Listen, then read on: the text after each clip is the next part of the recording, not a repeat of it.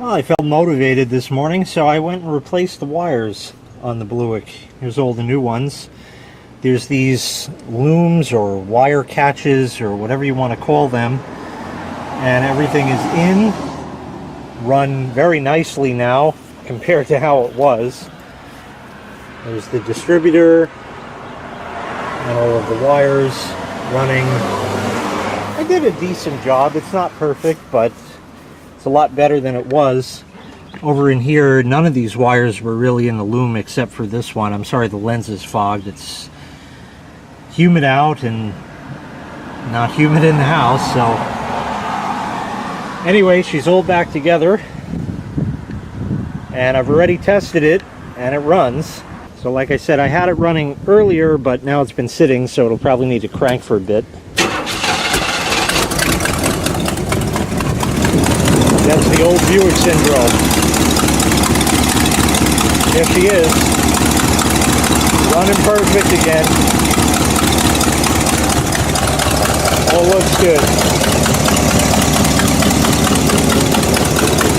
If we go around to the exhaust, here's the left side.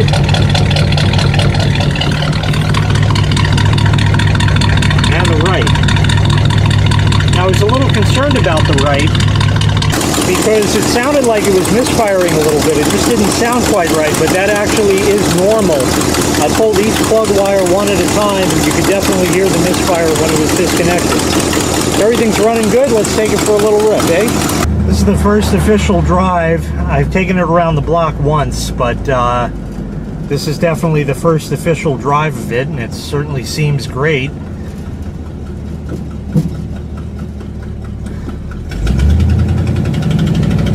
Running nice and strong, absolutely. He's firing on all cylinders.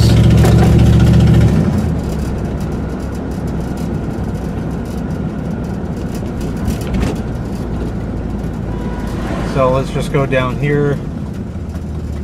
We're good.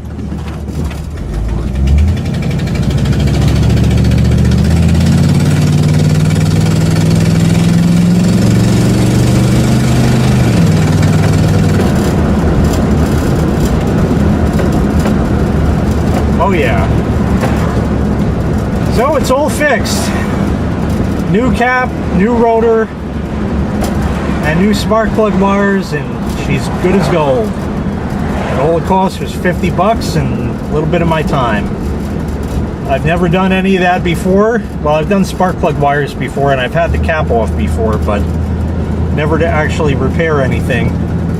And it all worked out. So thanks for watching. Make sure you hit like, make sure you hit subscribe, and take care. We'll see you next time. Bye-bye.